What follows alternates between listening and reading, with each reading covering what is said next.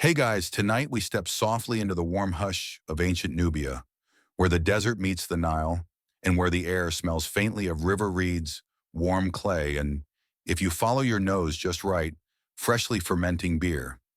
You're standing there in the fading light, the river glinting like a strip of polished bronze, and you can already feel the heat of the day sliding off your shoulders. Somewhere behind you, someone's grinding grain with a steady rhythm that feels almost like a heartbeat. As you step into the heart of the village, you can feel how this landscape didn't just host the brewing tradition, it shaped it. The Nile floods brought silt rich enough to keep fields productive, and that meant grain wasn't just food, it was possibility. Historians still argue whether Nubian brewing techniques developed independently or were heavily influenced by Egyptian neighbors. But the truth is probably somewhere in the sandy middle. You realize that the beer paths aren't just about moving a drink from place to place. They're about creating small, human moments in the vastness of the desert, tiny islands of community in an ocean of sand. And as the first stars blink awake overhead, you feel the pull of the next part of your journey, a gentle nudge forward along paths that have existed longer than most stories ever told. You follow the soft, twilight-colored footpaths back toward the river, where the air feels thicker and sweeter, as though the Nile has exhaled a long, cool breath across the land. The path bends gently around a cluster of sycamore trees before opening into a quiet temple courtyard, its mud brick walls still warm from the day's heat.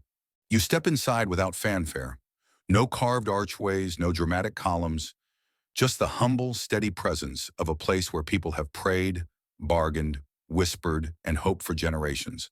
A few oil lamps flicker along the walls, their flames wobbling in the mild breeze, making everything look like it's underwater.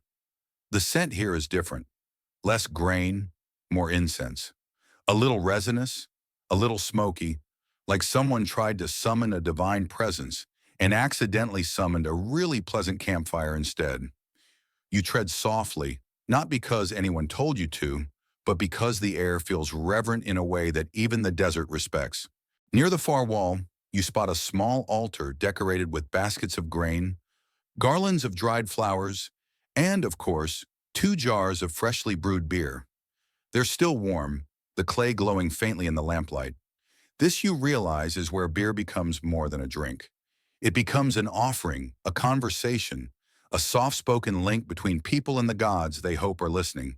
A priest places a bowl beside one jar and gestures for you to come closer.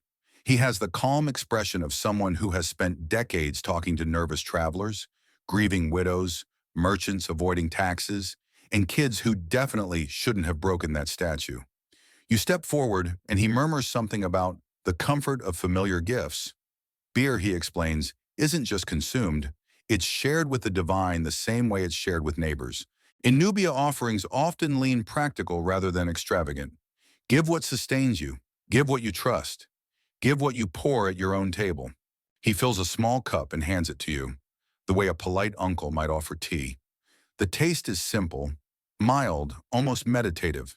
It's startling how grounding it feels, as though the flavors themselves know how to whisper. Slow down. You take another sip, listening to the subtle temple sounds, the soft hum of insects, the distant splash of river water, the shuffle of sandals across sand. Everything blends into a gentle lull. One mainstream historical detail surfaces as the priest talks. Some Nubian temples had designated brewing areas, small spaces where ritual beer was prepared carefully, with specific grains and precise timing. But then he adds a quirkier tidbit. Apparently, certain temples believed that if a batch fermented too quickly, it meant the gods were eager, and if it fermented too slowly, the gods were testing patience. Historians still argue whether this was an actual theological stance or just ancient brewers making excuses for unpredictable yeast. Either way, it's charming. What is clear is that the geography, the teasing, finicky, sometimes generous river, made beer a staple of both nourishment and culture. You wander deeper into the courtyard, passing a carved stele whose images have softened from centuries of sand abrasion. A woman kneeling with a beer jar, a man raising a bowl toward the sky, a small figure, perhaps a child, offering a handful of barley. These scenes feel tender rather than formal, closer to family moments than high ceremony. A group of villagers enters quietly behind you, carrying small portions of food, a few seeds, and a jar wrapped in cloth to keep the evening chill from shocking it. They place their offerings with the same casual seriousness as people lighting candles today. No drama, no theatrics, just a communal rhythm of giving. You stand among them, watching as they each touch the altar stone lightly, as though checking its pulse. Someone nudges you, a woman with laugh lines so deep they look like they're carved from decades of sun and storytelling. She whispers that a festival is coming, one where beer flows more freely than advice from old relatives. But tonight's offering is small, restful, intimate. She gestures toward the altar and tells you that the gods here value consistency over extravagance. Offer what you can every day, she says. Don't save everything for the festivals. A lesson that honestly applies to a lot more than ancient religion. A breeze moves through the courtyard, stirring the lamps and lifting the edges of the woven mats. The priest begins a low chant, rhythmic and soothing, like someone humming a lullaby through cupped hands. You don't know the words, but the cadence feels familiar. Steady, warm, like river water lapping gently against a boat. Maybe the meaning doesn't matter. Maybe the sound itself is the offering. As the chant fades, the priest pours a thin line of beer at the base of the altar. You watch it soak into the earth, disappearing quickly as though the desert itself is thirsty in its own quiet way. He nods for the villagers to share the rest. Cups appear from sleeves and belts. Everyone seems to carry one, because in this world there's always another moment worth sharing a drink over. You accept another small cup. The beer is smoother this time, cooler, touched by nighttime. People begin talking softly, updates about sick relatives, jokes about stubborn goats, worries about the next planting season. The temple, you realize, isn't just for gods. It's for people to be people together, with no task more urgent than being present. The woman with the laugh lines leans closer and says, "You can tell a lot about a place by what it offers its gods." You nod, letting her words settle, feeling their truth. In some cultures, offerings are symbols of power. Here, offerings are symbols of familiarity, comfort, and community.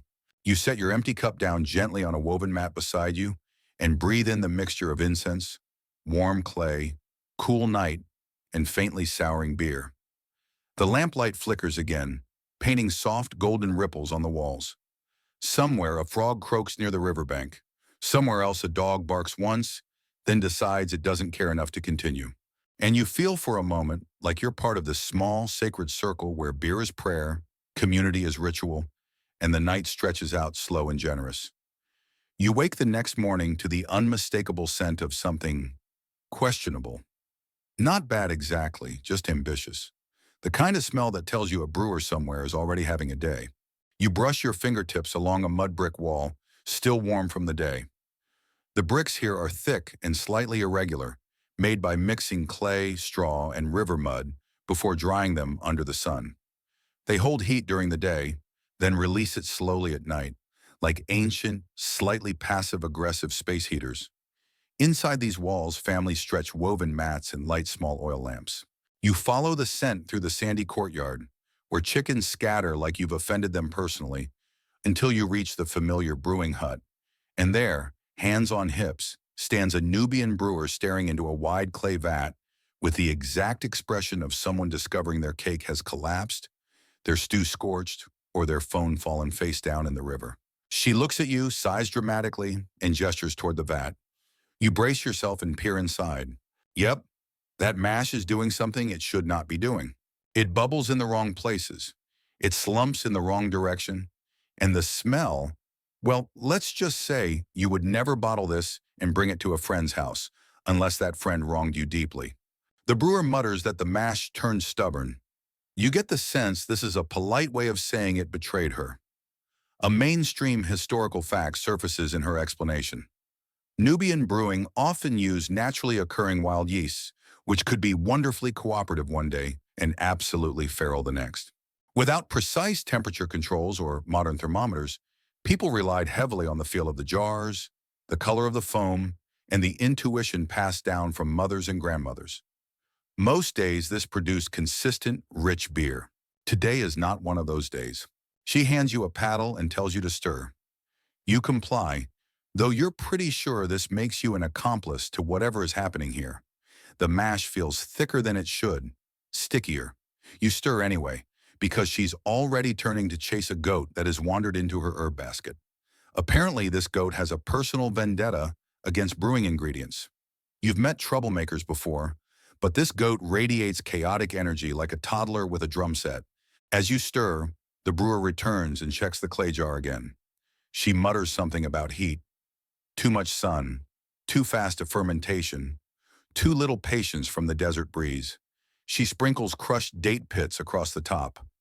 An old trick, she says, can sometimes coax stubborn yeast back into behaving. She doesn't seem convinced, but it's worth trying. A quirky tidbit comes up as she works.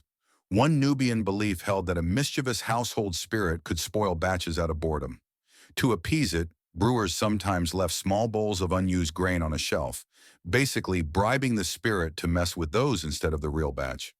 The brewer shrugs and tells you she tried that last night. The spirit, if it exists, clearly wasn't impressed.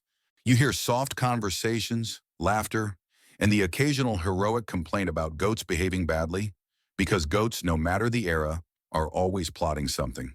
She checks the mash again. The foam has calmed, but now there's a faint sourness creeping in. Not catastrophic, but not the smooth, comforting flavor she aims for. Historians still argue whether sour beer was considered drinkable or medicinal. She tells you.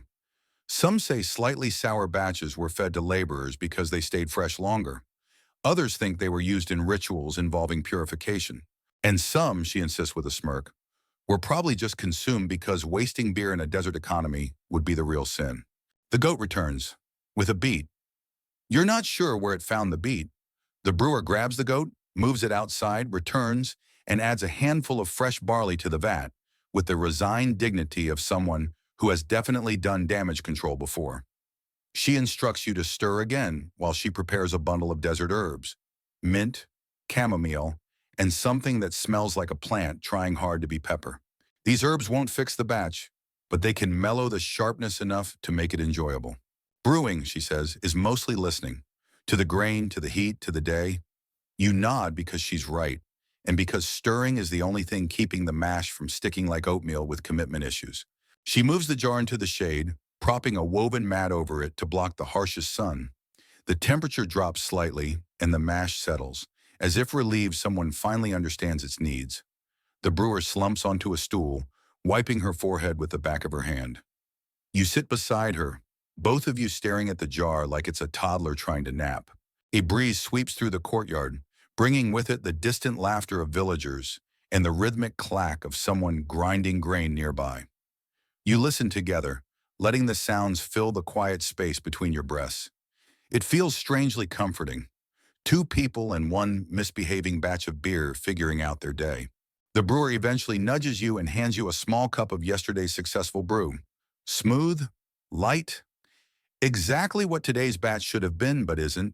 She tells you that brewing is a conversation with the environment, with the ingredients, and sometimes with fate. Someday, she says, fate whispers. Some days it yells. You glance at the jar. Today is definitely a yelling day. A group of children rush past you, kicking up dust as they head toward the river, probably hoping for one last splash before night. You follow their path and feel the sand shift under your steps, warm on top, cooler underneath.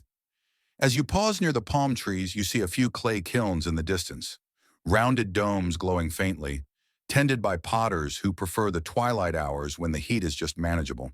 And yet there's something charming about the imperfection, something human, something that reminds you that even ancient cultures, with all their patience and wisdom, dealt with the same unpredictable dance of craft and chaos. The brewer stands, dusts herself off, and prepares to check the mash again. You rise with her, ready to stir, ready to troubleshoot, ready to face whatever weird personality this batch decides to develop next. You breathe in deeply. The scent is better now. Not perfect, but hopeful. And in Nubia, hopeful beer is a good start. Evening drifts in slowly, like a soft cloth pulled over the sun, and the heat that ruled the day finally decides to unclench its fists. You follow the winding footpath toward the heart of the village, where faint drumming and laughter mingle in the air. Tonight isn't a festival, no rituals, no big ceremonies, Just one of those casual Nubian gatherings where people bring food, music, and, of course, bowls of beer. Nothing formal, nothing stressful, just a long breath shared by everyone. You arrive to find families spreading mats along the courtyard's packed earth. A few clay lanterns glow like tiny moons, giving the space a warm, amber wash. Kids dart between adults carrying dates and roasted seeds, and a group of older women sits in a half circle braiding palm fibers, pausing only to gossip with the efficiency of professionals. A large pottery jar, the good beer from a successful batch, sits on a raised platform. You notice another jar nearby that you recognize with a tiny jolt. It's the problem child batch from earlier. The brewer from this morning catches your eye and gives you a gesture that basically means it's fine, but it's not brag-worthy. Fair enough. Someone hands you a wide, shallow beer bowl decorated with simple geometric lines. The beer inside is cloudy, warm, and tastes faintly of honey and smoke. Not sweet, just mellow, like a drink that understands your need to wind down. A mainstream historical fact emerges in your thoughts. Archaeological digs in Nubia have found these shallow bowls in both households and communal spaces, suggesting beer wasn't only for rituals or work days, it was woven into daily life, a social glue between neighbors.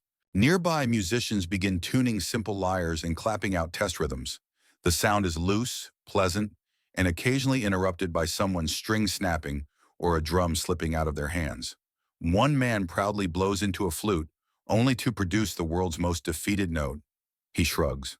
The crowd cheers anyway. One of them taps a pot gently, listening for the right resonance, like a musician tuning a drum. These pots will later hold grain, water, or beer, possibly all three if today's brewer gets distracted. You settle into a spot beside a group roasting small river fish over a low fire. The aroma is incredible. Charred skin, salty breeze, a hint of citrus from crushed herbs tucked inside. One woman offers you a skewer and tells you to eat before the cats arrive. You glance around. There are, in fact, cats, watching, scheming, planning their moment. To be honest, you wouldn't put money on yourself in a confrontation with any of them. As you relax into the rhythm of the night, someone cracks a joke about a neighbor who once fell asleep mid-brew and ended up with a mash so thick it had to be eaten with a spoon. Not a tragedy, apparently, just a creative breakfast. A man across from you insists that spoon beer was a delicacy. A woman counters that he only thinks so because he has no standards. Everyone laughs, including him. Then comes a quirky tidbit. One elder insists that long ago, a particularly generous brewer would leave small traces of beer along the ground during gatherings, so that household cats, yes, the very same plotting creatures, could participate. Historians have found no evidence of this, but everyone around the fire swears it was a tradition, somewhere, at some time. The elder delivers this with such confidence that you can't help believing him a little. The music swells, low and steady, and people begin to sway. Not dancing exactly, just rocking gently, like reeds following the breeze. A few claps fall into rhythm, and someone starts a call and response song with lyrics about a traveler who got lost by following the wrong goat. It's surprisingly catchy. You find yourself humming along even though you have no idea what's going on. As laughter rises, you catch a snippet of conversation about feast etiquette. Apparently, you must always take a drink when someone hands you a bowl, but you don't have to finish it. The polite thing is to sip, compliment the flavor, and pass it to someone else. Sharing spreads the blessing, one woman says. Her friend immediately adds, and also spreads the responsibility if it tastes bad. Everyone nods solemnly. This seems like an important cultural principle. The brewer from earlier brings you a bowl from the once troublesome batch. You brace yourself, but the flavor is surprisingly improved. Still a bit sharp, but balanced by her added herbs. She smirks, clearly proud of having saved it. Historians still argue whether sour beer was used for feasts, she says, but today it is, and that settles it. As the night deepens, the conversation softens. People begin retelling local stories, simple ones about lost tools, stubborn camels, mischievous children, and one mysterious incident where someone's sandals disappeared during a feast and reappeared tied together on a rooftop. You notice the tone of these stories. No villains, no high drama, just gentle problems, solved with laughter, patience, or the occasional bribe of bread. A child falls asleep against their mother's knee. A lyre player plucks a slow, looping melody. The lanterns flicker as if the night itself is exhaling. You lean back on your hands, letting the sounds blur into a pleasant background hum. The breeze carries the scent of roasted fish, warm grain, and river reeds. Somewhere in the distance, a donkey brays once, realizes it's interrupting, and stops. This is what evenings in ancient Nubia feel like. Not grand, not chaotic, but woven from 1,000 small, comforting threads. Hospitality isn't a performance here. It's simply what people do, the same way they breathe or brew or gather under the stars. You lean down and pick up a handful of sand. It's fine enough to slip through your fingers like warm powder. That's one of the quirky environmental factors that makes brewing here both convenient and annoying. Yes, the dry heat speeds up drying and helps preserve grain, but it also sneaks into everything. You can imagine ancient brewers swatting at sandy gusts the same way you might swat at notifications that won't stop popping up. You sip the last of your beer, feeling it settle warmly into your chest, and you think, you could get used to nights like this. The next morning greets you with the soft, golden light that rolls lazily across the village, warming the mud brick walls and setting the grains in the fields to shimmer. The air carries a faint mix of river mist and dust, a subtle, comforting aroma that only the Nile can conjure. You trudge toward the courtyard where yesterday's festival lingered in traces. A few stray palm fibers, the faint scent of roasted fish, and the still warm impressions of footprints in soft sand. The village feels quiet now, not empty, just pausing before another day's rhythm begins. Your footsteps take you to the mash house where the previously stubborn batch from Section 8 rests under a woven mat. The heat of the morning sun warms it gently, and you see small bubbles forming along the edges, a sign that fermentation is resuming, this time with far more cooperation. A Nubian brewer greets you with a nod and a ladle in hand. It's listening now, she says simply, as if mash has ears and opinions, which in this world you've come to accept. You kneel beside the vat and stir lightly, feeling the grains shift and whisper beneath your hands. Mainstream history tells us that Nubians refined these methods over centuries, learning how temperature, water quality, and even the type of barley affected the final product. But here in practice, it feels much less like science and much more like negotiation, coaxing, adjusting, and observing. A quirky tidbit: some jars were deliberately left partially uncovered during certain stages, so wild yeast from the environment could contribute unpredictable flavors. It's like inviting chaos to tea and hoping it behaves politely. As you stir, a group of women brings baskets of freshly toasted grains. They sprinkle small portions into the mash, explaining through gestures that this step enriches flavor and ensures consistent fermentation. You notice how deliberate their movements are, every action flowing seamlessly with the others, creating an almost meditative rhythm. Historians still argue whether these additions were purely practical or also ritualistic, perhaps offerings to local deities or household spirits who appreciate good beer. You chuckle at the idea of spirits critiquing yeast. Nearby, children play quietly, chasing sand shadows while keeping an eye on a mischievous goat. The sounds blend with the bubbling mash and soft clatter of pottery, forming a background symphony that's comforting in its ordinary repetition. You pause to watch a young girl carefully pour water from a small clay jug into a larger fermentation vessel, her motions precise, yet filled with the unself-conscious confidence only a child possesses. You step back to let the brewers work, observing how the community's cooperation mirrors the fermentation itself. Each contribution, small but essential, merging into something alive and sustaining. A gentle breeze stirs, carrying the scent of wet clay, sweet grain, and a hint of river. You breathe deeply, letting the complexity settle into a calm, warm awareness. By mid-morning, the mash is thriving, frothy and aromatic. The brewer dips a ladle, tastes, and nods, satisfied. The once troublesome batch is now behaving obediently, ready for the next step in its journey. You watch as jars are prepared for storage and distribution, realizing this daily cycle, fields to vats, vats to jars to tables, is as much about human connection as it is about brewing. As you walk back toward the village, you catch sight of a low stone platform softened by years of use. This is a grinding area where two women are working side by side, pushing quernstones back and forth with practiced motions. The steady scrape creates a rhythm that feels almost hypnotic. One of them glances at you with a quick smile, then returns to her work, raising a soft cloud of grain dust that smells faintly sweet. Even the smallest action, pouring water, stirring mash, shifting baskets, feels purposeful, rhythmic, and oddly soothing.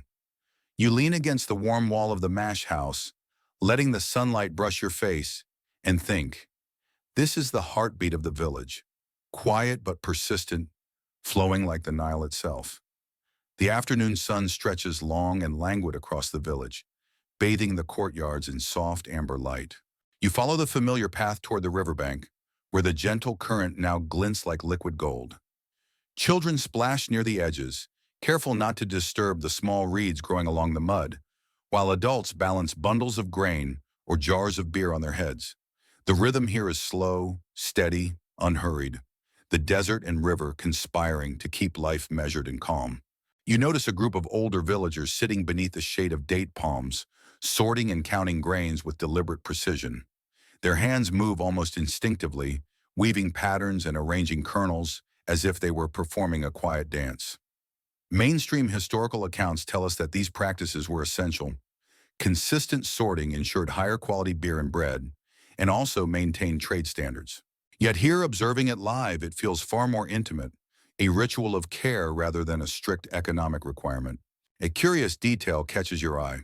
One woman sprinkles a few grains near a small clay figurine tucked into the roots of a tree.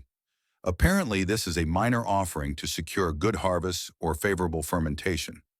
Historians still argue whether such small acts were truly spiritual or simply superstitious traditions handed down to maintain community morale. Either way, it adds a layer of human warmth to the day, a gentle connection between people, nature, and the unseen. Nearby, a man demonstrates a peculiar technique.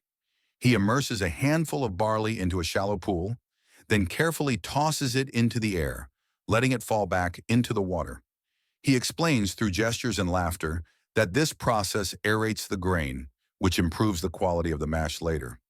You watch, amused, imagining modern brewers doing the same thing in spotless labs. Some things clearly don't change much. The river breeze brings new sounds. A camel brays in the distance. A dog barks lazily. A bird calls out. And the subtle slap of water against reeds blends into a soothing hum. You lean against a palm, listening, feeling your own breathing sync with the quiet pulse of the village. It's oddly meditative, a natural ASMR that doesn't need headphones.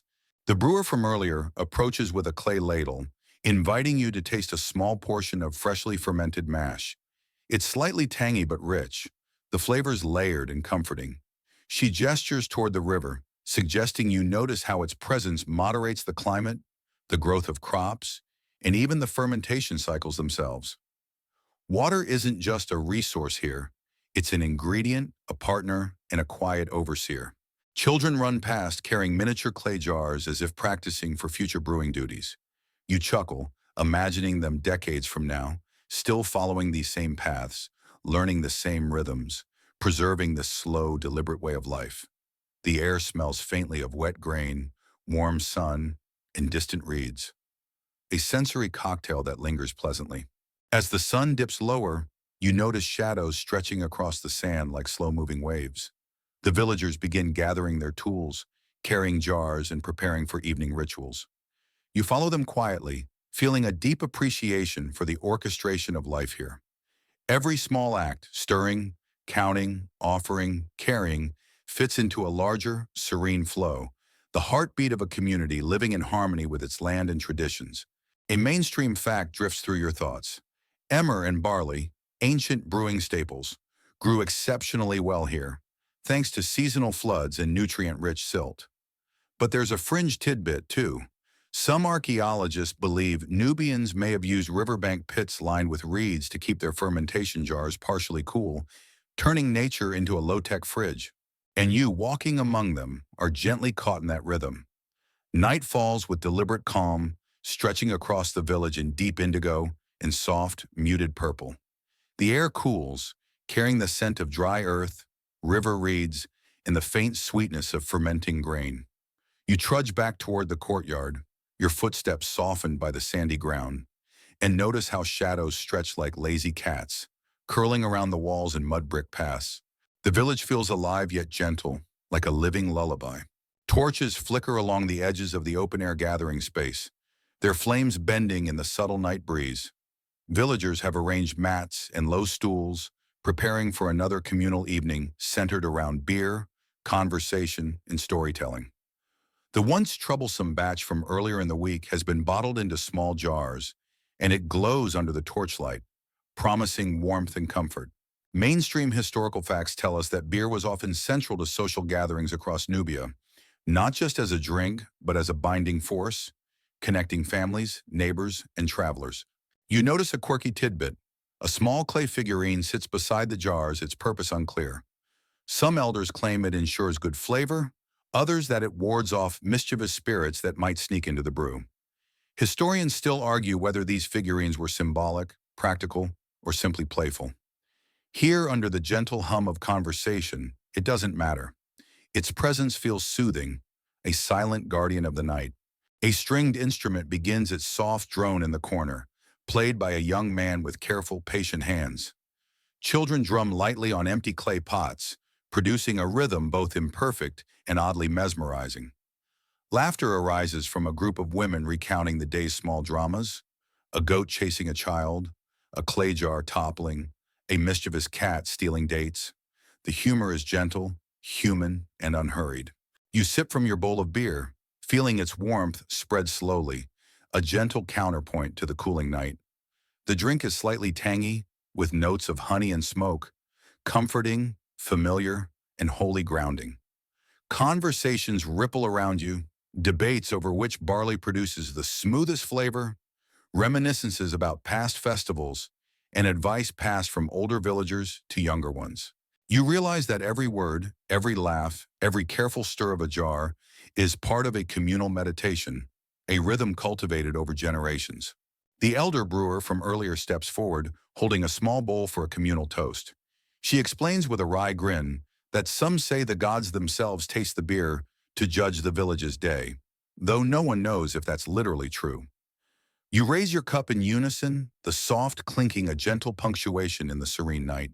You lean back on your mat, listening to the soft ambient sounds, the distant lap of river water, the whisper of reeds, the muted shuffle of sand under careful footsteps. Time feels suspended, slow as the fermentation process itself, each moment layering upon the next. You watch stars blink awake overhead, faint and steady, like tiny lanterns guiding your thoughts. It's the kind of clever improvisation that makes you appreciate how inventive people can be when they're trying not to let their beer spoil. For the first time in this village, you feel fully settled.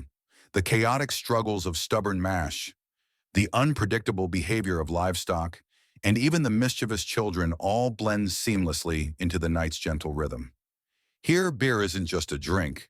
It's a marker of community, patience, and the comforting continuity of life. You take another sip, letting it anchor you. The wind stirs the edges of the mats, the flames flicker, and the villagers' low hum creates a lullaby uniquely Nubian. And you feel softly and completely at home. Dawn stretches over the village like a soft yawn, brushing mud brick walls with pale gold and hinting at another sun-drenched day. You wander toward the fields, barefoot on the warm sand, feeling grains and tiny pebbles press against your soles. The morning air carries the crispest scent of dew, mingled with the faint sweetness of fermenting barley left overnight. Even at this hour, the village seems to move in a slow, deliberate rhythm, as though every inhabitant is aware of the pace dictated by the river, the sun, and the land itself. Farmers are already tending to the crops, their movements unhurried but efficient. You notice small bundles of barley being carried in woven baskets, their golden hues catching the first light.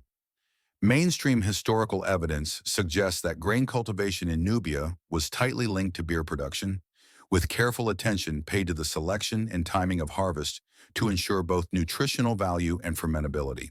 Watching it firsthand, though, feels more like watching a quiet choreography.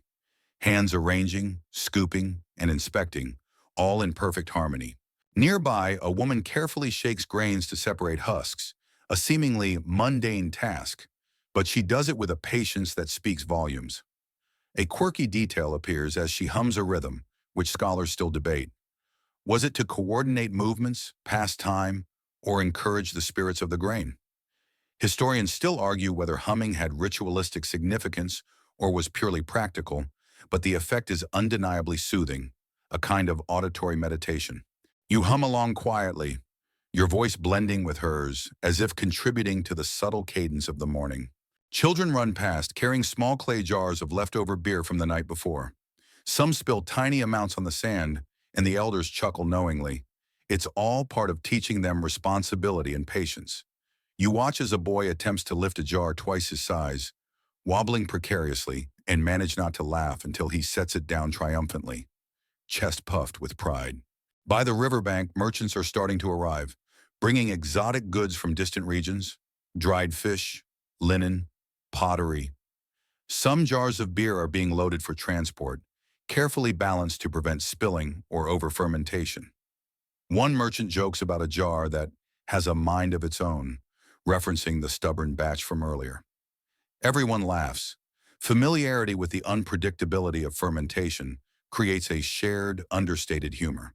And honestly, if you were actually transported here, you probably wouldn't survive the combination of sun, sand, crocodiles, and the general lack of air conditioning. But don't worry, you get the cozy, imaginary version. You pause at a raised, shaded platform where a few villagers sit sharing a bowl of fresh brew. It's thick, cloudy, almost porridge-like, and they sip it through long, slender reeds to avoid the grainy bits at the bottom. One of the men gestures toward an empty spot, as if inviting you to join. You settle in, savoring the warmth of the evening and the soft hum of insects. Someone cracks a joke. You don't understand the words, but you understand the tone, and the group erupts into warm laughter. The brewer you've been following steps forward, inspecting each jar meticulously, nodding at successful batches, and making quick adjustments to those that need attention.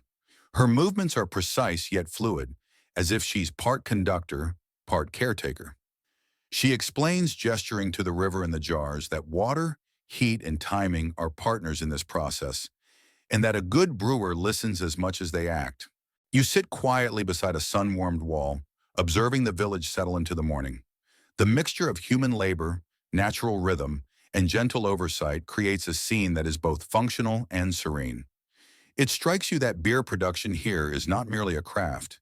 It's a lens through which the entire community expresses patience, cooperation, and the subtle joys of daily life. As the sun climbs higher, you breathe deeply, tasting the faint tang of morning mash and river air. Life in the village moves predictably yet organically, a delicate balance of nature, tradition, and human presence. You realize that every small step, stirring, carrying, humming, laughing, interlocks to sustain not just the beer, but the community itself. And in this calm morning light, you feel utterly present, immersed in the enduring pulse of the village. The afternoon brings a languid heat that wraps around the village like a soft blanket. You wander back through the sandy pathways toward the main courtyard, noticing how shadows lengthen and shift over the mud brick walls. The air carries a mixture of scents: warm earth, drying barley, faint smoke from distant cooking fires, and that comforting tang of ongoing fermentation. Villagers move with unhurried purpose, attending to jars, mats, and scattered tools, each motion part of the quiet rhythm that defines their day. You pause by a small cluster of fermentation jars, some covered, some open to the breeze. The brewer you've been following inspects each one, ladle in hand, tasting occasionally. She murmurs observations that sound like both science and poetry. A touch more heat here, a sprinkle of crushed dates there. Mainstream historical accounts show that Nubian brewers monitored fermentation through visual cues, smell, and taste, relying on experience rather than written record. Watching her now, you see why. Each jar demands individualized attention, its behavior as unique as the person stirring it. A quirky tidbit emerges. One jar is slightly overcarbonated, creating little hissing bubbles along the rim. Some villagers jokingly claim this is a sign of an excited spirit, while the brewer simply nods and adjusts the ingredients.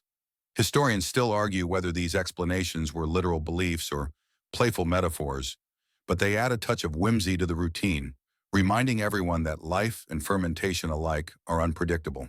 Nearby, children run and tumble, carrying clay bowls of lightly fermented mash to curious cats and sleepy goats. Their laughter blends with the low hum of the river and the occasional pluck of a lyre, creating a soundtrack both gentle and grounding. You notice a young boy attempting to pour a bowl without spilling, concentrating with exaggerated seriousness, and feel a strange sense of nostalgia for the quiet intensity of small, purposeful tasks. The village elders gather near the edge of the courtyard, discussing trade, harvest, and the ongoing distribution of beer. A man recounts a tale of a caravan that arrived unexpectedly, bringing new strains of barley that could ferment faster in the heat. The group nods, some skeptical, some excited. Historians still debate whether these introductions truly changed fermentation practices or simply offered new anecdotes for storytelling. You smile too, even though you're on a slight delay. You can't help but smile at the timeless human tendency to blend fact and story seamlessly. As the sun tilts toward evening, villagers begin preparing for a shared meal, laying mats, arranging jars, and setting out simple dishes. You watch the brewer move among them, offering guidance, tasting, and smiling at minor successes. The jars that caused so much chaos earlier now stand proudly, ready to be shared. You realize that this process, careful, attentive, communal, is more than brewing beer. It's a quiet form of connection, a daily act of patience and presence. Sitting on a sun-warmed stone, you let the sounds, smells, and textures of the village envelop you. The distant river laps steadily, the wind rustles leaves softly, and the community's gentle activity blends into a meditative rhythm. The chaos of stubborn mash, playful animals, and unpredictable children all form part of a harmonious whole, a reminder that life's small imperfections often make it richer and more human. And as the light softens, you understand that here, in this timeless village, every stirring of grain and every shared sip of beer is a meditation on living deliberately, together, and in quiet joy. Night descends with the soft inevitability of a slow-moving tide, washing over the village in shades of deep blue and muted silver. The air cools gently, carrying the faint scents of grain, river reeds, and the lingering sweetness of fermented beer. You follow the familiar pathways to the central courtyard, noticing how the soft torchlight flickers across mud brick walls, elongating shadows that sway lazily with the night breeze. The village feels suspended, balanced between the day just past and the quiet promise of tomorrow. Villagers gather once again around low mats and scattered stools, bringing small bowls of beer and simple dishes from their homes. The brewer from earlier moves among them, distributing jars carefully and offering advice in her understated, calm way. Mainstream historical sources show that beer was central to Nubian social life, not just for consumption, but as a medium of connection and communal care. Watching it firsthand, you see that it's less a ritual and more a shared rhythm, where each small act, pouring, stirring, sharing, maintains the fabric of daily life. Nearby, children chase each other with tiny clay jars, some spilling tiny amounts onto the sand, others laughing at narrowly avoided disasters. A goat wanders through the group, curious and unbothered by the activity, and a cat sidles quietly along the edges, seemingly judging the proceedings with measured patience. You smile, remembering the earlier stories of mischievous spirits influencing fermentation. It feels fitting that the animals take up some of that playful role.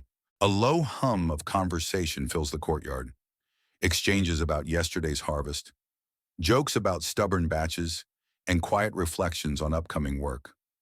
The music begins again, a soft plucking of lyres accompanied by gentle clapping and rhythmic tapping on empty clay pots. A quirky tidbit arises as an elder recounts that in some households, a slightly sour batch of beer was deliberately served to guests as a test of their patience or wisdom.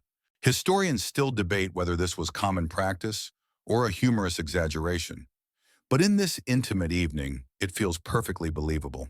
A short gust of desert wind sweeps through the courtyard, carrying the scent of river reeds and distant kilns. You let out a long breath, feeling yourself ease into the rhythm of the place. With night deepening and stars slowly unrolling across the sky, the boundaries between river, desert, and community blur. Everything feels connected, grain to sand, sand to jars, jars to people, people to the slow pulse of the Nile. You take a small bowl of beer, letting its warmth and subtle flavors settle in your chest. The night air mixes with the scent of fire, grain, and river, creating a sensory blanket that is both grounding and comforting.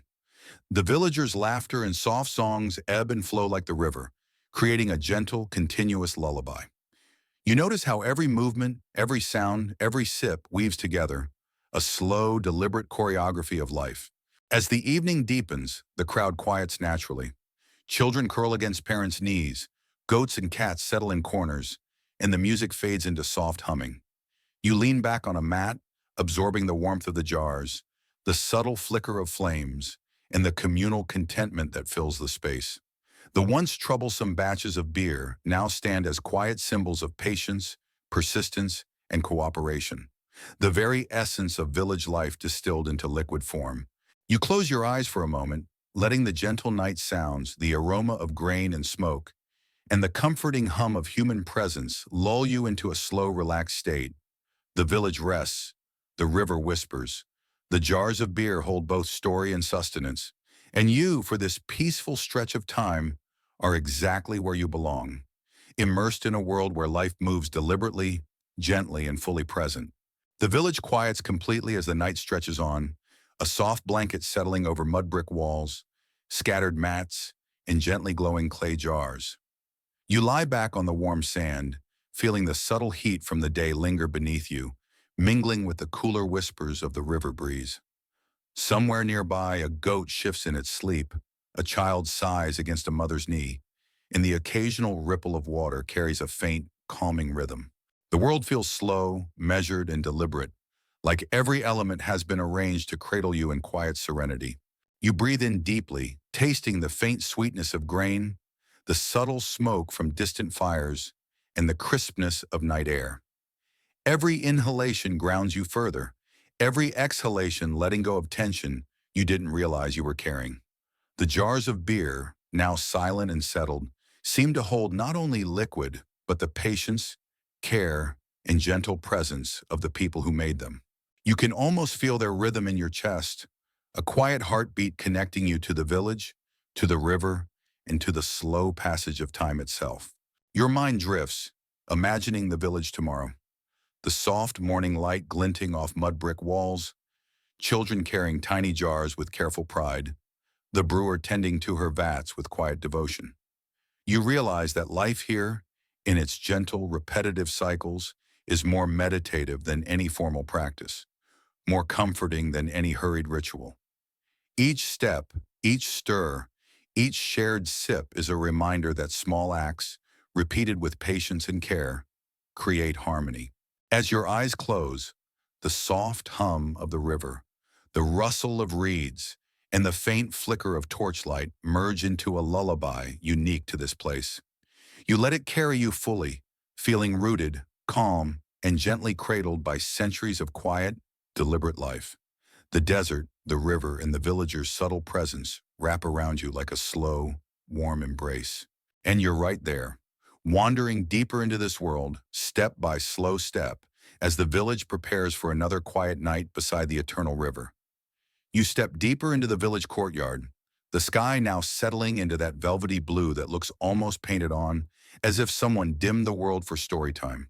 The sounds around you shift, daytime busyness fading, evening voices softening, a goat making one last questionable decision before bed. You follow the warm smell of mash and smoke until you find yourself on the threshold of a brewing space that feels both practical and sacred, like a kitchen that also happens to be a community diary.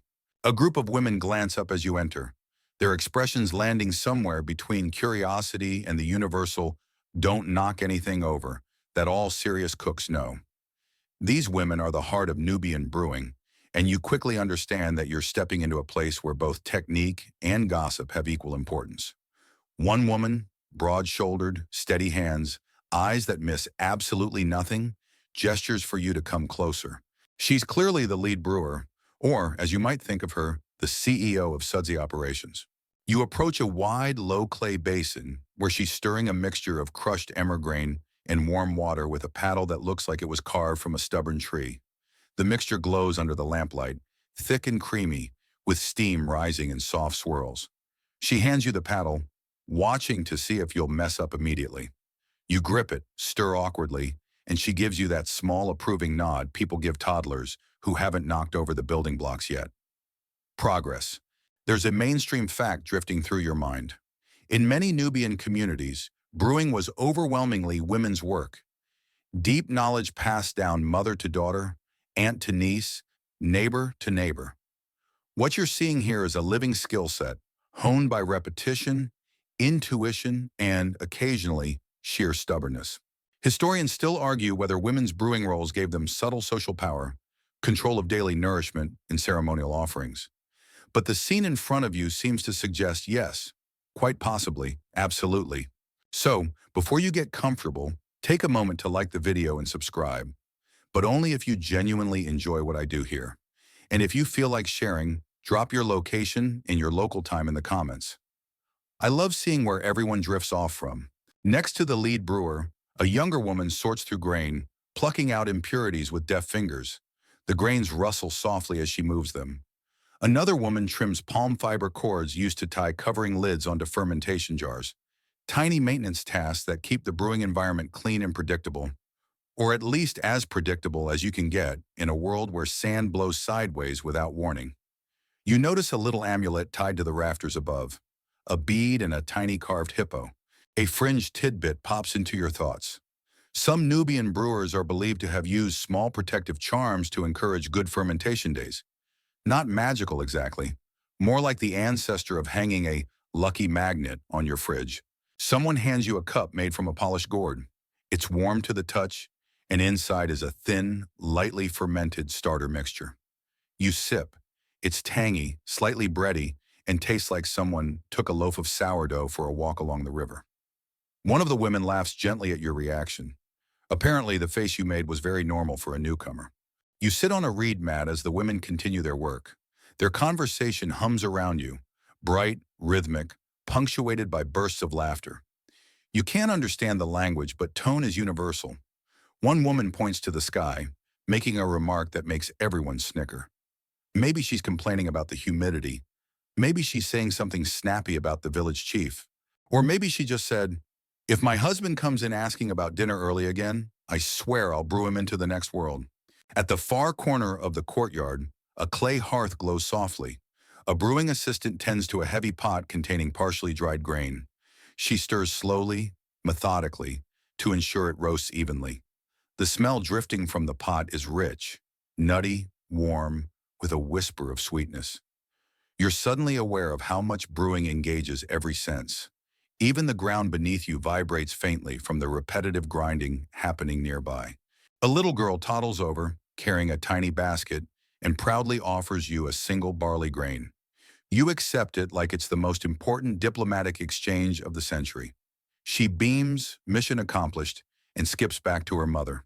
The lead brewer catches the exchange and chuckles, shaking her head as if to say, she's already trying to recruit apprentices.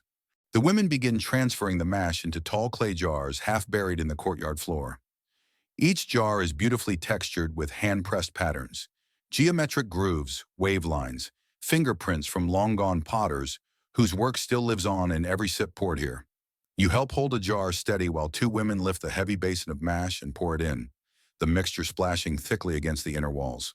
They tie on woven lids with practiced quickness, then pat the jars like they're closing babies into cradles.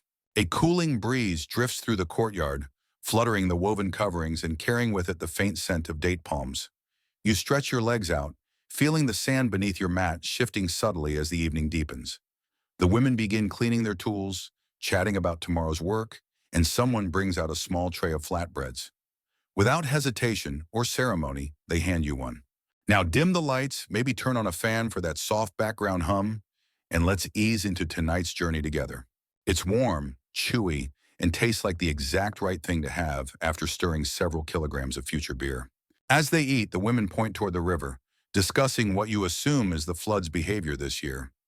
Water levels matter deeply here. Too low and the fields suffer. too high and the storage pits flood. Historians still argue whether ancient Nubian brewers intentionally adjusted their recipes based on flood variation, thicker brews during lean years, lighter ones during abundant seasons. But watching these women, it's easy to imagine that they navigated by intuition as much as measurement. A few fireflies drift in, blinking lazily around the courtyard. One lands on the rim of a jar and stays there, glowing like a tiny guardian of fermentation. You half expect the lead brewer to shoo it away, but she leaves it be. Maybe even fireflies are considered part of the natural brewing staff. You realize you've settled into the rhythm of the place, the warm lamplight, the grain dust floating like soft gold in the air, the steady motions of women who have learned their craft not from books, but from mothers and grandmothers before them. This is not a grand palace or bustling market. This is a courtyard, a circle of people, a heartbeat passed forward across generations. Someone hands you another gourd bowl, this one containing a very mild, freshly strained beer. You sip, and the flavor is comforting and earthy, like liquid bread with a hint of sun-soaked sweetness. The lead brewer watches your reaction, waiting for your judgment. You smile, trying to communicate something between appreciation and "please don't make me stir anything else." She laughs, a warm, approving sound, and pats your shoulder. You sit back full, warm, just slightly drowsy, letting the evening settle around you like a woven cloak. The courtyard buzzes with soft conversation as the jars begin their slow, overnight fermentation. The women gather their tools, their baskets, their jokes, and their sleepy children. And you sit among them, feeling, for the first time in many centuries, what it's like to be welcomed into the quiet heart of ancient Nubian brewing. You wake with the soft warmth of early sunlight brushing your face. Though wake might be generous, you were mostly just drifting in that half-sleep where everything feels like it's wrapped in cotton. The village is already awake, of course. Ancient Nubians seem to operate on the schedule of sunup, burst, get moving, which is terrible for anyone who enjoys mornings that start after 10 a.m. You push yourself up, brushing off a thin layer of sand because, as you've learned, sand participates in everything here, whether invited or not. You follow the faint scent of grain, sweet, dusty, promising breakfast or beer, and you're not sure which yet, toward the fields outside the village. The air is cool for now, but you can feel the desert sun waiting just behind the horizon, like a dramatic actor ready to make an entrance. As you walk, your feet shift from soft sand to firmer, darker earth, and suddenly you're standing at the boundary where the Nile's seasonal floods work their magic. The emmer fields stretch out in long, rustling lines. Stalks sway in a slow breeze, brushing against each other like a polite crowd murmuring, "Excuse me," repeatedly. A few early risers are already out here, checking moisture in the soil, pulling stray weeds, and looking suspiciously at some birds who are doing their best to pretend they aren't stealing grain. One man shoos the birds away with a half-hearted wave, and they fly off in a huff, fully intending to return when his back is turned. You trudge forward along the riverbank, sandals sinking just slightly into the cool evening mud. The sound of water sliding past is steady and soothing, as if the Nile itself hasn't hurried a single day in its entire existence. Up ahead, the river bends into a broad, lazy curve, the surface broken only by a few papyrus stalks and a fishing canoe drifting quietly back toward the village. The fisherman gives you a nod that seems to say, "Yep, long day. Fish were moody again." A mainstream fact settles into place as you watch the workers. Emmer and barley were two foundational grains of ancient Nubia, not just for brewing, but for bread, porridge, and trade. Their resilience made them ideal for the sometimes generous, sometimes moody Nile environment. These grains could handle flood cycles, scorching sun, and sandy breezes in a way that more delicate crops simply couldn't. You step into the field, running your hand along the emmer heads. They feel coarse, almost bristly, which explains why processing them is such a labor-intensive job. Emmer needs to be husked, parched, cracked, and crushed before it's ready to become anything edible or drinkable. A farmer nearby laughs softly as you try to snap a stalk in half. He gestures that it requires technique. You pretend to understand and decide your dignity is better preserved by stepping back. As you follow the edge of the field, you see a group of women spreading freshly harvested grain across a raised reed mat. They're drying it under the sun, flipping it occasionally with wooden paddles.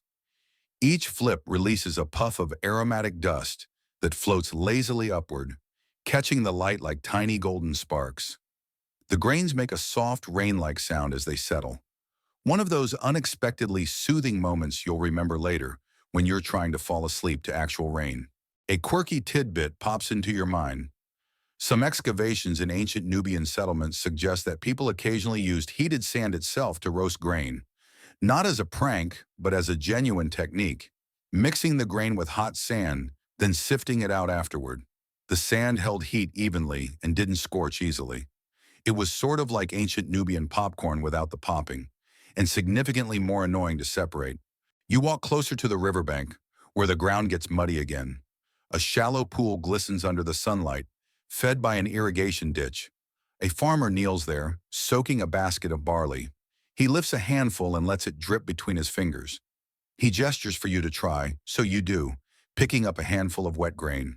It's cool and smooth, and when you squeeze it lightly it squishes, releasing a faint, sweet aroma, like warm cereal before it knows it's destined to become beer. You look back toward the village, and for a moment you can see the whole brewing system as a kind of breathing organism. Fields that grow grain, courtyards that grind it, jars that ferment it, people who taste it, laugh over it, trade it, and offer it to their gods. Every step flows into the next as natural as the river itself. Someone calls out from behind you, a woman waving a woven basket. She motions for you to follow her to a shaded area where strips of mashed grain are being laid out to dry.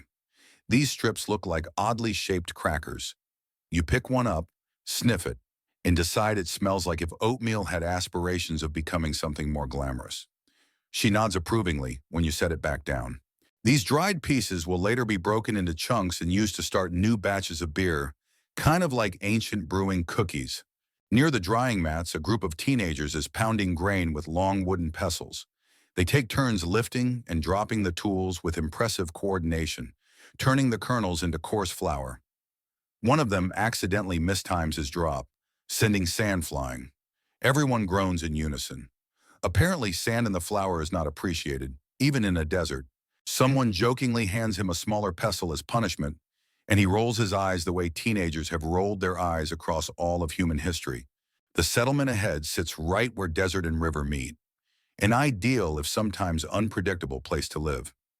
Historically, Nubia flourished here because these banks offered fertile strips perfect for grain cultivation, while just a few meters beyond lay endless golden sand. That contrast shaped everything: food, trade, daily life, and especially brewing.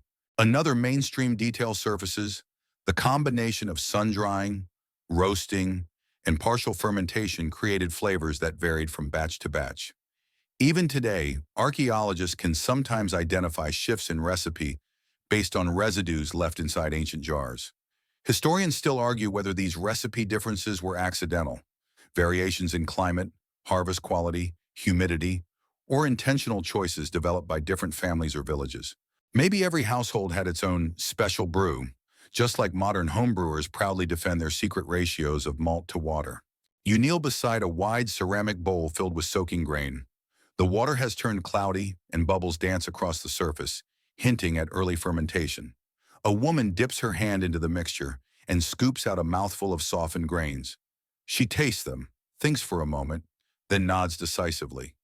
Brewing, you realize, is less about exact measurements and more about sensing: texture, temperature, smell, even mood. Modern craft brewers would probably weep from envy. As the sun climbs, the air warms, and a faint shimmer rises from the sand around you. The workers begin gathering their tools, knowing the heat will soon become unbearable. The grains are carried back toward the village in baskets slung across shoulders or balanced neatly atop heads. You help lift one basket; it's heavier than it looks. And for a moment you understand the physical devotion baked into this tradition. Just as you're about to follow them back, you catch movement from the corner of your eye. A small desert fox, curious and bold, sniffs at an abandoned grain pile. The moment it sees you looking, it freezes, evaluates your threat level, which is somewhere between mild inconvenience and walking mistake, then darts away in a flash of sandy fur. You laugh softly. If anyone ever needed proof that brewing involves wildlife management, there it is. You walk back with the workers along a narrow footpath lined with palm shadows. The grains rustle softly in their baskets, like distant whispers. The sun glints on the Nile, and somewhere behind you the fields sway gently, as if waving goodbye until the next harvest. You return to the village just as the sunlight sharpens into that unmistakable desert brightness, the kind that makes every surface glow like it's been polished for dramatic effect. As you step into the heart of the settlement, you notice something you somehow overlooked last night. A small workshop tucked behind a cluster of mud brick homes. It's half open to the air, half shadowed, and immediately humming with the quiet, intimate clatter of craftsmanship. Someone is shaping clay in there. And judging by the line of tall jars drying along the wall, these potters are the unsung heroes of the entire brewing system. You walk closer, ducking under a low lintel, and feel the temperature change. Inside, the shadows are cool, cool in a way that feels engineered rather than accidental. It hits you that shade, in a place like this, isn't just comfort. It's a technology. It controls moisture, preserves tools, protects clay, and keeps potters from melting into decorative puddles. A potter looks up at you with a grin that says, "I knew you'd wander in eventually," even though he definitely didn't. He gestures you forward. His hands are already covered in wet clay, fingers shaping a tall cylindrical vessel that's unmistakably a fermentation jar. Its walls are thick, designed to hold steady temperatures. You kneel beside him, carefully because your coordination is questionable at this hour, and watch him roll a coil of clay, attach it, smooth it, and repeat. Slow, steady, hypnotic. You feel the breeze shift as you step closer to the cluster of mud brick homes, each washed with soft ochre pigments that catch the last sunlight like warm embers. A mainstream fact settles softly into your awareness. Throughout Nubia and much of the Nile Valley, pottery wasn't just a utilitarian craft. It was an engineering solution. Jars had to breathe slightly to allow heat exchange.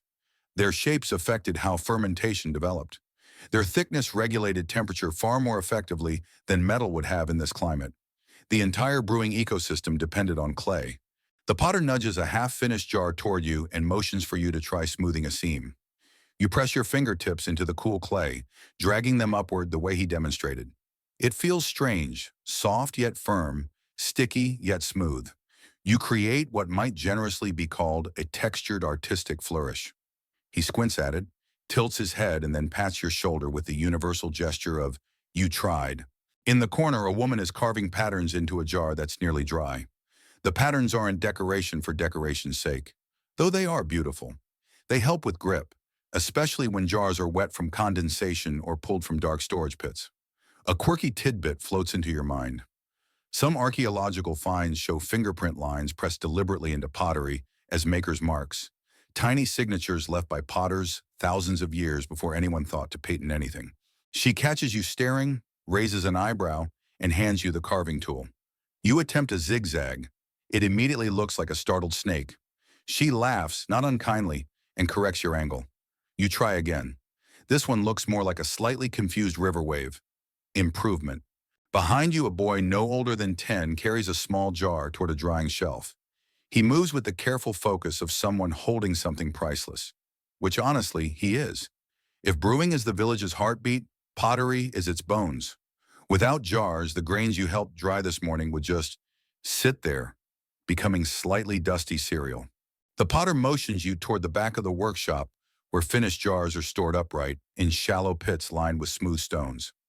The pits keep the jars cool, shielding them from direct contact with the hot ground. You run your fingers along the rim of one. It's cool, almost surprisingly so. The temperature difference between inside and outside the workshop is subtle but unmistakable. Historians still argue whether Nubian potters intentionally manipulated airflow in their workshops, creating drafts, choosing specific orientations, building partial walls, or whether the cooling benefits happen naturally. Standing here, feeling a precise breeze funneled through a small opening above your head, you can't help thinking someone absolutely knew what they were doing. This is too effective to be coincidence. A rhythmic thumping begins outside. You step into the courtyard and see two men mixing clay by stomping it with their feet. It looks a bit like grape stomping, if grapes were heavier, duller, and determined to cling to your ankles forever. They laugh as they work, passing jokes back and forth. One calls to you, probably encouraging you to try. You consider it for half a second. Imagine getting clay stuck between your toes for the next 3 centuries and politely decline. Instead, you follow another potter toward a smaller room at the edge of the workshop. It's dim, the air cooler still, and the scent of charcoal hangs faintly in the air. This is the kiln chamber, though the kiln isn't burning right now. The potter taps one of the kilns, its thick dome of clay and stone, and explains through gestures that different firing temperatures produce different hardness levels. Beer jars require a specific balance, durable enough to withstand handling, but porous enough to regulate fermentation. A woman walks past carrying a basket of emmer grain balanced on her hip. She gives you a quick once-over, the kind that says she clocked you as an outsider in half a second, then shrugs as if deciding you're probably harmless. That's generous of her.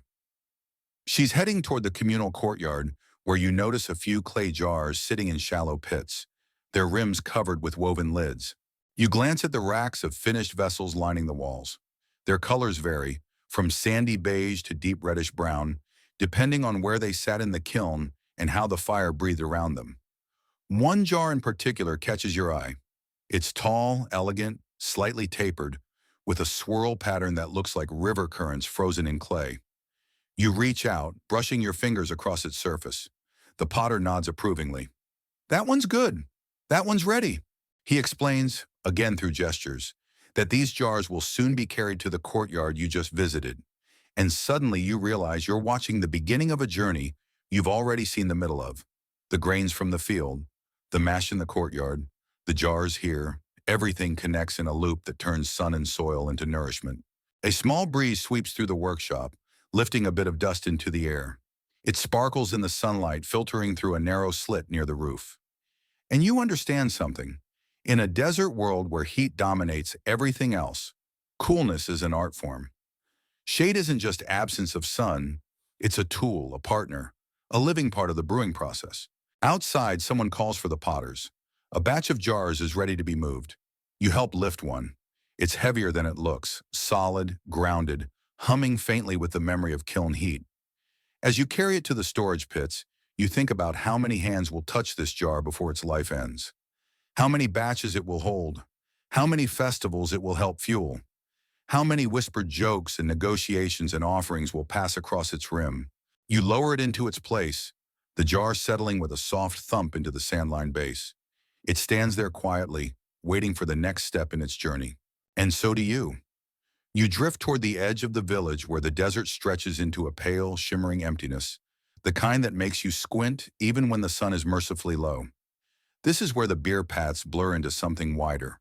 Trading routes, caravan stops, and those half-accidental meeting points where news, trouble, and opportunity all show up wearing the same dusty sandals. You step lightly, feeling the crunch of sun-baked earth beneath your feet, and notice how the air seems to grow quieter, as though the desert itself is listening. Ahead, you see a cluster of shade structures, simple wooden frames draped with woven mats, forming a modest oasis of trade. No grand marketplace, no glamour, no dramatic shouting auctions. Just a few traders leaning on crates, a couple of donkeys decorated with beads, and a clay water trough reflecting the light like a tiny mirror. Yet somehow, this humble place is a lifeline for people moving between Egypt, Kush, and deeper desert communities. And of course, beer is here too, because beer goes where people go, especially thirsty ones. One Nubian brewer you met earlier, a sharp-eyed woman named Taranet, told you that beer could travel days if sealed well and cooled at night. But only some batches behaved. Beer has opinions, she had said, waving a ladle like a lecture pointer. You chuckle now, remembering her explanation. Beer that traveled well was obedient, while beer that exploded in jars from heat was dramatic. Historians still argue whether Nubians intentionally adjusted fermentation for long-distance transport or whether they were just very good at rolling with unpredictable yeast. Even from here you can smell the early sweetness of fermenting mash. Thick, earthy, slightly tangy, like warm bread dough left out too long, but in a good way. You find a shaded bench. Bench here meaning a wooden plank that wobbles like a toddler on sandals. And sit down as a trader offers you a small bowl of travel beer. It's slightly flatter, slightly sour, but surprisingly refreshing. A little like the desert's version of kombucha. If kombucha had a history stretching back thousands of years and was served by someone who definitely doesn't think kombucha is special. The trader, a middle-aged man with a beard that looks like it's seen more sandstorms than birthdays, explains that this brew is meant for merchants on the road. It's light, rehydrating, and mixed with a touch of date essence, which makes the desert feel about 6% less cruel. You taste a hint of sweetness and a hint of grit, the latter probably not intentional. To your left, a pair of merchants are swapping gossip. One claims a caravan from the north brought linen fine enough to make a prince blush. The other insists that a new kind of pottery from farther west can keep beer cool even in peak heat. Is it true?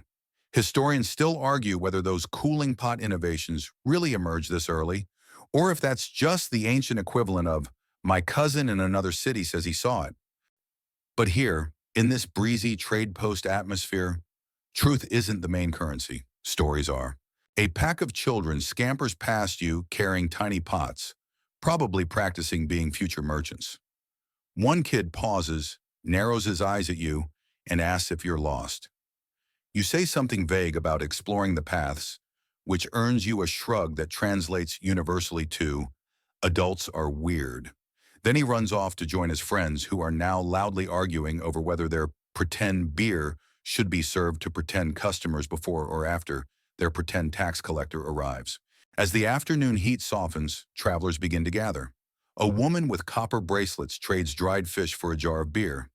A man with a scar across his cheek trades a bundle of aromatic herbs for a sack of barley. You watch the rhythm of trade unfold, slow, conversational, unhurried. Nothing like a modern rush-hour supermarket where people act like the world will end if they don't reach the checkout in under 3 minutes. One unexpected fact you overhear. Some merchants carry yeast cakes wrapped in leaves to restart fermentations on the road. It's a kind of portable brewing starter kit, a quirky little tidbit that makes you smile. Imagine a caravan leader patting his bags and saying, water, food, rope, emergency sandals, yeast. In this part of the world, that list actually makes sense. You follow a group of travelers to a nearby well, noticing how the desert wind changes near deep water. The air cools slightly, carrying hints of minerals and damp stone. You lean over and see your reflection wobble in the surface, sandy, tired, but somehow content. You're starting to understand how these trade posts stitch together communities that might otherwise stay isolated. Beer was more than refreshment. It was the soft glue that made strangers pause long enough to become acquaintances. As the sun lowers, casting long brushstroke shadows across the sand, a merchant invites everyone to share a communal bowl. For the road, he says. It's stronger than the earlier brew, something meant to boost morale before a night trek. You sip slowly, watching the desert horizon shift into shades of gold and lavender. The world feels unhurried, as if time itself has been convinced to take a nap. Someone tunes a simple stringed instrument, plucking notes that travel softly through the air. Another merchant jokes about camel drama. Apparently, one camel tried to sit down in the middle of negotiating a deal, which honestly sounds like a wise negotiating tactic. Laughter ripples through the gathering, blending with the cooling wind.